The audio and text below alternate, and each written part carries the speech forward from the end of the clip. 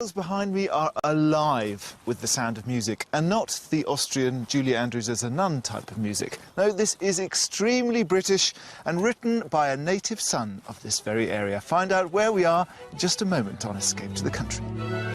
Coming up on today's show, I meet a globe-trotting couple who've returned home to set up a B&B business. We hit the nail on the head at one property. I think this is a really great kitchen. I designed one myself. This is pretty much how I would have set it out. And the mystery house takes their breath away. Ah, stunning. Oh. Very nice. Today we're in Worcestershire, and these are the beautiful Malvern Hills, stomping ground of one of our greatest composers, Edward Elgar. He was born, spent most of his life, and indeed is buried in this area. And it was 110 years ago, in June 1901 in London, that his most famous tune from the Pomp and Circumstance marches was given extra words and sung as Land of Hope and Glory. And it's been a favourite at the last night of the proms ever since, and it is, as Elgar himself described it, a tune to knock 'em flat. But this countryside is more than just music. What kind of property is going to make our house hunters today happy? Let's find out. Meet Clive and Carolyn, both of whom left their jobs in finance 3 years ago to escape from the Birmingham rat race and travel the world. Since returning to the UK, they've been renting while looking for their dream property, which hasn't been easy to find. We so need your help. We've been looking for such a long time in so many places. So we are beginning to get desperate to find somewhere to settle down. We've been travelling or living out of a suitcase for the last 2.5, 3 years. We've looked at so many houses. When we started counting them up, it was probably 50. That's a lot of properties. One thing they have decided on is that they want to set up a new venture when they move. The business we've identified is that we would like to run a bed and breakfast. Now's the time for us to actually move somewhere quieter, a bit more space, some land, some gardens, maybe even a few goats and chickens, but that's Carolyn's idea rather than mine. My ideal property would be 4 ensuite letting bedrooms, dining room, kitchen, guest lounge, plus some private accommodation for us. After travelling the length and breadth of the country, and with an offer on a property in the Cotswolds recently falling through, they've now decided on Worcestershire, where they should get more for their money. They're ready to buy and have given us a very flexible brief and budget for their perfect property. I think the maximum price for us would be £600,000. Parameters are quite large, so it could be a small 2-bedroom place with a bit of land attached to it, right up to a fully fledged operating business. If you can find us that, you're geniuses.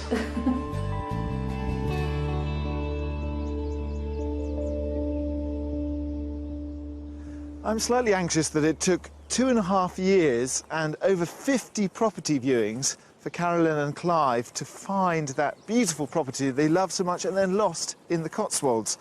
Because we barely have 2.5 days, and we certainly haven't got time for 50 properties.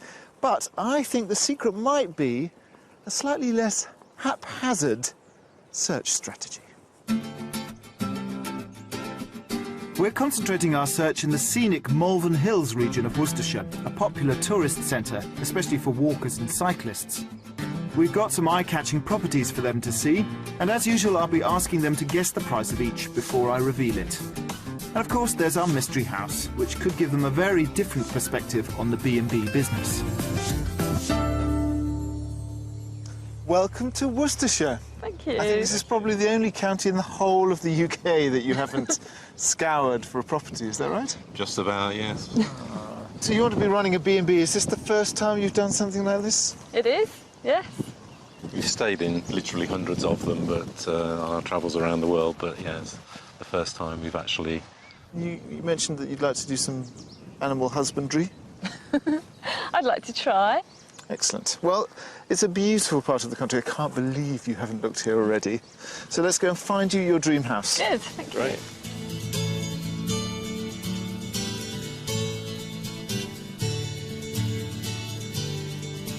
Clive and Carolyn have a maximum budget of £600,000 to finance their dream project.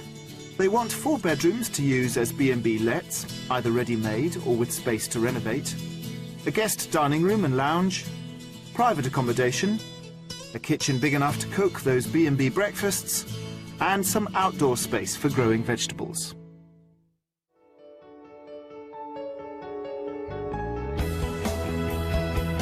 We start our search close to the county border, just west of the town of Bewdley. We're in the village of Far Forest, which has all the amenities you'll need for country life, including a pub, post office and local stores. Property number 1 is a spacious country cottage, which dates back to the 1860s. This is the property I want to show you. What are your first impressions from outside? Yeah, I think all the different roof shapes sort of don't really pull it together as much as I'd like to see, but that might be a good thing on the inside. It makes it more interesting. OK. Well, let's go inside and explore. OK. At first glance, the exterior might not be to Carolyn's taste, but I think they'll both be pleasantly surprised by what they find inside. Step inside to your palatial kitchen dining room. It is palatial, isn't it? Big, yeah. It's huge. So we thought this is going to be a perfect place to have all your guests' breakfast. The beams are lovely. I think that really adds to the sort of character of the place. Yeah. That's a nice sized room. I hadn't thought about guests eating in the kitchen before. There's certainly enough space for either a very large table or maybe 4 separate tables there. The thing about this house, one of the reasons why we've brought you here, is that it divides very nicely into 2 sections. Let's start with the little annex that I think might be good for you guys. OK. Let's see what you think of that. That sounds good. It's through here. And through this sort of entrance hall with your own entrance into what we imagined would be your sitting room. OK, this is a nice size. Oh, wow. So there's a huge space with a nice big sort of like reception-y dining hall there, and then a bedroom and ensuite. A bit more living space than I was expecting for us, so, yeah. Yeah, it's got a lovely view and it's a nice size, but it doesn't really have much else. No, but you could add lots to it to make it our own, couldn't we? Yeah. There are plenty of guest rooms as well, so let's go and explore those. These guest rooms are conveniently situated off a central hall with its own front door. First, we're starting with the guest lounge. Come in, mind your head, low beam. Oh, this is nice. On the other side is an equally big, perhaps a little bigger, dining room. Well, they've got it as a dining room with super. doors that go out into the garden. But those 2 rooms offer, I think, really great reception space for your guests. Yeah, this is a lovely room. Ideal guest lounge, isn't it? There's also a boot room at the back, so walkers can come in and get rid of all their boots. Yeah. Let's look at the other relaxing rooms, the bedrooms. The downstairs seems to be just what they're looking for, but how will we fare upstairs? Oh, gosh. Here we have what they use as their master bedroom, but it could be a very nice guest room. You've got a huge ensuite through there and a very good sized room with some storage here. Yeah, I like this room. It's a surprise to find such a big room upstairs. Across the hallway there's another good sized room, not quite as big as this one, and then there's a family bathroom that links them, but you could quite easily put a door in to step that down into it so it became the ensuite to the room across the way. Good. So far so good, but the second floor could prove more of a challenge. So this requires a little bit more thinking. This is probably the one area in the house where you could do some remodelling to make it really work for you. Because at the moment you've got 2 bedrooms, one sort of small bedroom and a lot of kind of closet space here, and then another room there which is good size, beautiful oak floors. Alternatively, we could use this as living space and use the downstairs more for guest accommodation. Yeah. So. Cunning plan. Yeah. I like your style. Now, the great thing about this property is plenty of space for your goats. Let's go look. Show me the goat space. I'm pleased they're seeing the potential in this property and coming up with some interesting ideas for its use. But how will they make the most of the animal-friendly land outside? So as well as the 2 acres of land, you've got 3 stables. So your idea of having equestrian guests would be a possibility.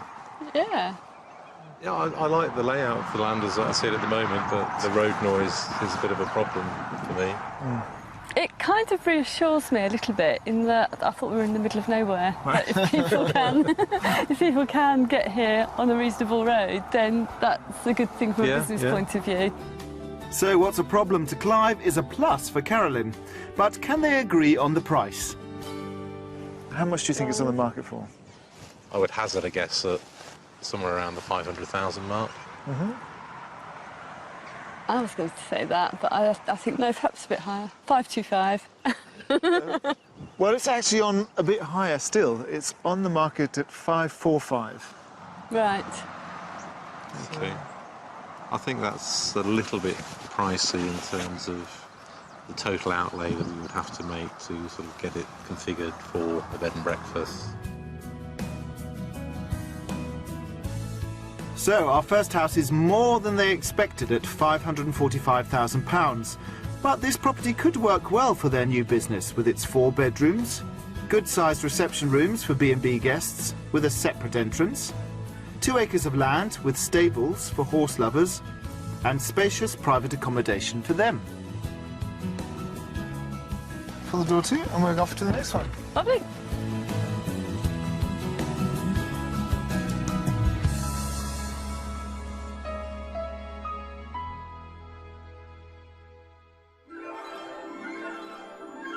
Just north of Great Malvern is Malvern Link, an area renowned for its hilly and winding roads.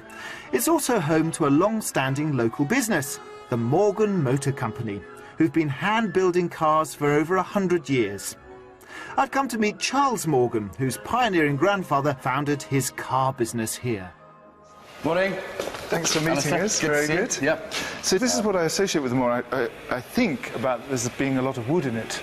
Do you still use wood in the We construction? do. If you think of the wood as the meat in a sandwich, so, you know, you start off with a very strong, very, very stiff chassis, and then you've got this aluminium bodywork, which is relatively fragile because it's light, and in between you've got the wood, and that acts as the energy-absorbing device, if you like. That will withstand an enormous amount of pounding and shock.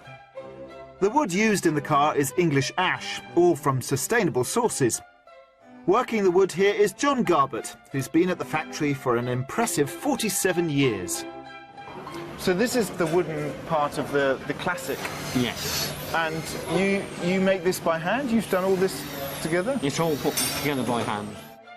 This place is a prime example of a local cottage industry that has grown over the years and now makes over 700 cars annually. Well, now I've got a feel of how the car's put together.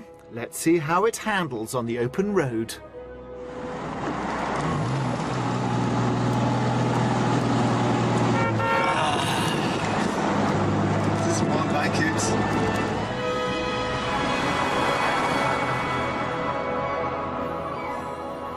It's time to make tracks and return to the house hunt. We're heading to West Malvern, which runs along the slopes of the famous Malvern Hills and allows great views over the border to Herefordshire. It's also the source of several springs and wells. Our second property is a sprawling detached house dating back to the 1800s, which has been run as a B&B for the past 22 years. House number 2. Now, this is a great location because that is the beginning of the Malvern Hills. On the other side is Great Malvern with the theatres and the spa and the hotels. There's about 100 miles of designated walking paths around here. What are your first impressions here? Well, the road up to the place was really picturesque and some great views on the way, so I'm really pleased with the location. Should we look inside? Please? Yeah, that's... Well, that's a great response from Carolyn. Let's hope we can build on it once we're inside. This is the dining room, the guest dining room. Come in. Welcome to Clive and Carolyn's bed and breakfast. Hope you enjoy your stay. All the guest facilities at the moment are on one level, and all your living quarters are down below. Oh, that's quite nice. Perfectly functional. Functional, serviceable, yeah. Okay. Let's quickly have a look at the guest accommodation.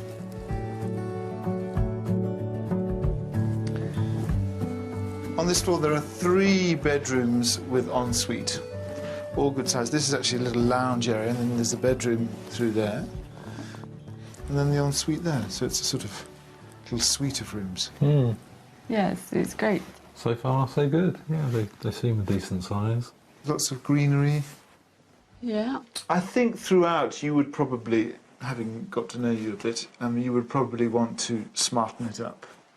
But none of them are so, have to be changed. No. No, It's No, you just could a question open of taste. tomorrow. you could open tomorrow easily.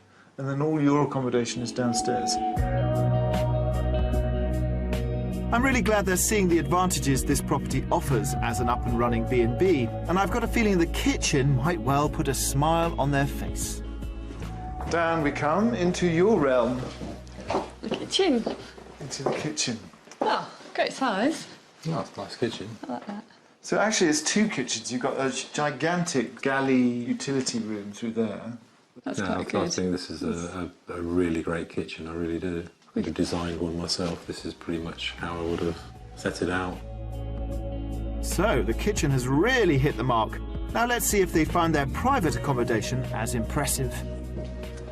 So through a little suite of rooms that all belong to you, downstairs rooms. This is the sitting room, and then there was a dining room, and then you have your own entrance here as well.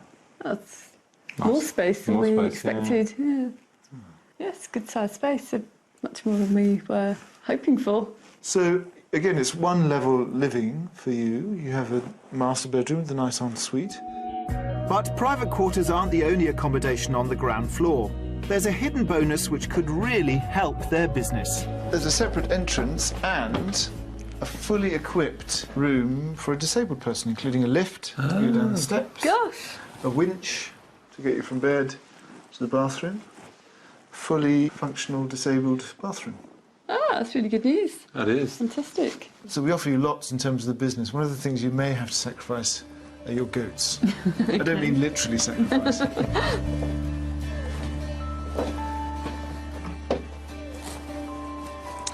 So the garden is very sheltered. Beautiful trees all around. It's nowhere near an acre. Would you like to have a stab at the price? I think it'll be 585. I'd have gone a lot less than that. Okay. Probably 510. 510. Well, it is on the market for £50 short of £600,000. So it's much more your end than your end, I'm afraid. Within budget at a shade under £600,000, this property meets many of their demands. It's an up-and-running bed and breakfast with 4 to 5 bedrooms. There's a guest dining and lounge area. It has a huge kitchen for B&B breakfasts, and there's spacious private accommodation for them. There's a lot of property to think about here. Digest. Let's go and find some restful place. You can digest it at peace. Let's do Lovely. that.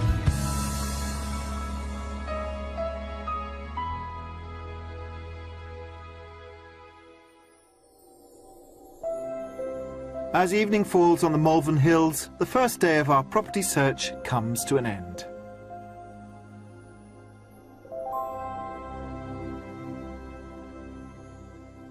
I'm starting to understand why it took 2.5 years and 50+ properties for Carolyn and Clive to settle on a business that they liked. The first house wasn't really businessy enough, the second house was too businessy. Overriding everything, however, is Carolyn's desire to just unpack her bags and make a home. So the mystery house is going to offer them a home first and foremost, and then a business later. We've travelled south-east of Worcester to the village of Peopleton, just outside the pretty market town of Pershore, on the banks of the River Avon. Our mystery property is a former Victorian school building. It might not look like your typical B&B, but that's exactly why we've brought them here. It's a school from the early 19th century. It's been converted into a beautiful home. Yeah, it's a great building. Love the windows. Yeah, fantastic. The thing is, what we were thinking for the mystery house was we'd give you a beautiful home and pretty much immediately start earning money with rooms. That would be good. That'd be really good. Should we look inside? Well, that's... Please. While the outside aspect of the house doesn't shout B&B, there's options inside that could allow for holiday lets as well as being a very good-looking home. Nice hallway. Yeah. Come into the kitchen though. An amazing kitchen. Oh, it's really nice. So here's the modern bit. The house has been extended in several directions. The old part there, the kitchen was what's now the hallway, and now the present owner created this sort of modern, very unusual arched kitchen and a range cooker. Wow. Brilliant. I think it's great. I really love the semicircular work surface. You've got space out there into a sort of little sitting area there that gets the evening sun. And then through here you've got a downstairs toilet and then a utility room with all your washing stuff. Good. Yeah.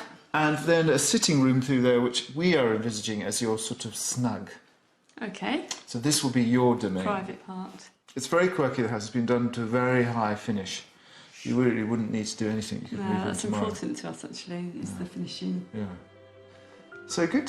Thumbs up for this area? Yeah, very much. Excellent. You can explore more later, but I wanted to show you the main living area. The current family living area is easily big enough to imagine its use as a B&B guest lounge. This is what we envisaged as the room for your guests. Wow. Fantastic. It is. Lounge and dining room combined, isn't it? Also here on the ground floor are two very good-looking boutique bedrooms, each with their own ensuite bathroom, which Clive and Carolyn could let out immediately. Now on to the upstairs, which I think they'll find very impressive. Now you can see where the arches went. Ah, stunning. And this is being used as the master room because you've got a nice little shower room here, ensuite, very simple. Oh, yes. I'm just amazed that they've actually got all this up here. Fantastic. I'd be really pleased if I got this as a bed and breakfast room.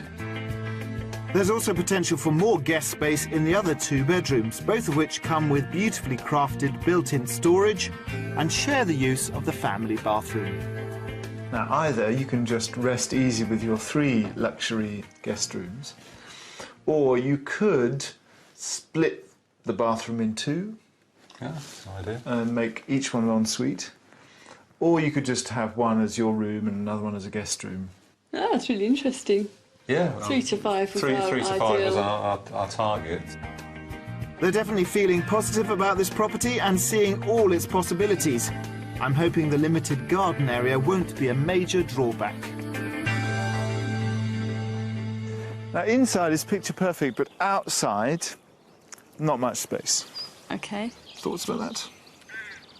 A bit sad because the house is so nice.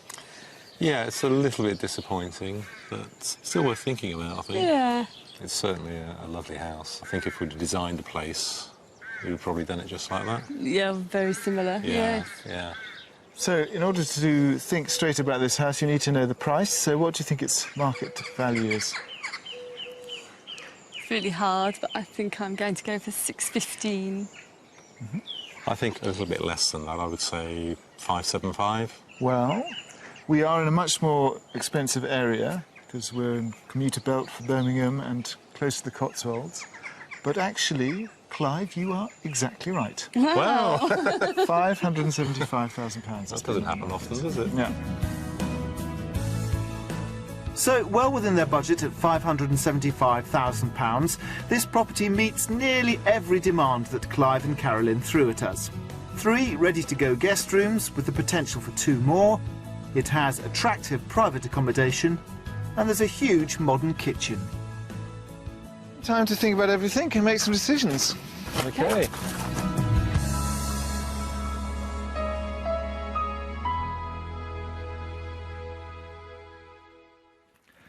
I think we may have cracked it with the mystery house because it gives them a home, somewhere where Clive can unpack all his pots and pans and cook all his breakfasts, and Carolyn, although she doesn't get the goats, she can run that B&B. But let's find out what they think of all 3 properties.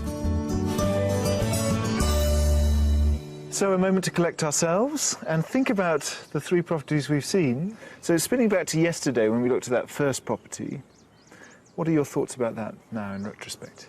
I thought the house was a really great family home. Great for dual occupancy. I think it could have been adapted for B&B with some work, some good land with it, 2 acres. I think what let it down for us was the location for tourism. Now, the second property was in a great tourist location. It was a superb location.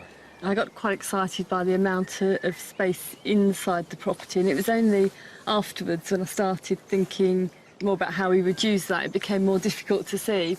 Now, the Mystery House was also a possible B&B. What were your thoughts when you saw what we were offering you? The first impression was it was a great building and a really exciting building to do a tourist-based business from. And thoughts about the business side of it? It needs a bit more research from us, really, to look into the area. The number of bedrooms and the size of the B&B bedrooms is nicer than anywhere that we have seen of all the 50-plus properties. Well, that's something we can be proud of. That goes straight to the top of the list. So of the 3, is there one that you would sort of go back and visit again or think seriously about sort of proceeding with? Yeah, I think we would certainly like to go back and have a look at the school.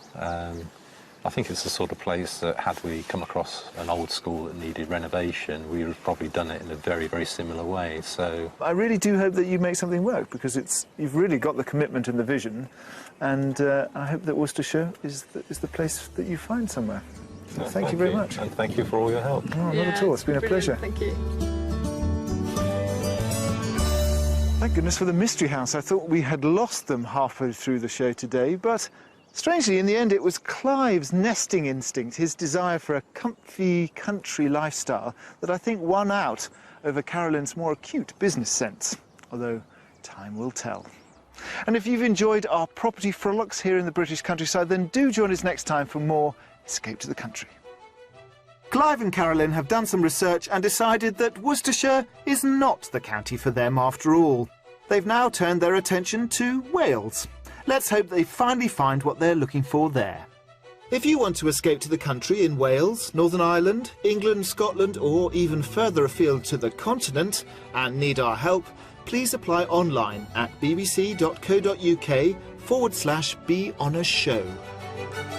Behind me are alive with the sound of music, and not the Austrian Julie Andrews as a nun type of music. No, this is extremely British and written by a native son of this very area. Find out where we are in just a moment on Escape to the Country. Coming up on today's show, I meet a globe-trotting couple who've returned home to set up a B&B business. We hit the nail on the head at one property. I think this is a really great kitchen. I designed one myself. This is pretty much how I would have set it out. And the Mystery House takes their breath away. Ah, stunning. Very nice. Today we're in Worcestershire, and these are the beautiful Malvern Hills, stomping ground of one of our greatest composers, Edward Elgar. He was born, spent most of his life, and indeed is buried in this area. And it was 110 years ago, in June 1901 in London, that his most famous tune from the Pomp and Circumstance marches was given extra words and sung as Land of Hope and Glory. And it's been a favourite at the last night of the Proms ever since, and it is, as Elgar himself described it, a tune to knock 'em flat. But this countryside is more than just music. What kind of property is going to make our house hunters today happy? Let's find out.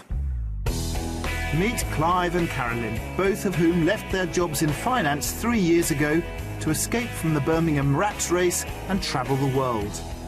Since returning to the UK, they've been renting while looking for their dream property, which hasn't been easy to find. We so need your help. We've been looking for such a long time in so many places. So we are beginning to get desperate to find somewhere to settle down. We've been travelling or living out of a suitcase for the last 2.5, 3 years. We've looked at so many houses. When we started counting them up, it was probably 50. That's a lot of properties. One thing they have decided on is that they want to set up a new venture when they move. The business we've identified is that we would like to run a bed and breakfast. Now's the time for us to actually move somewhere quieter, a bit more space, some land, some gardens, maybe even a few goats and chickens, but that's Carolyn's idea rather than mine. My ideal property would be 4 ensuite letting bedrooms, dining room, kitchen, guest lounge, plus some private accommodation for us. After travelling the length and breadth of the country and with an offer on a property in the Cotswolds recently falling through, they've now decided on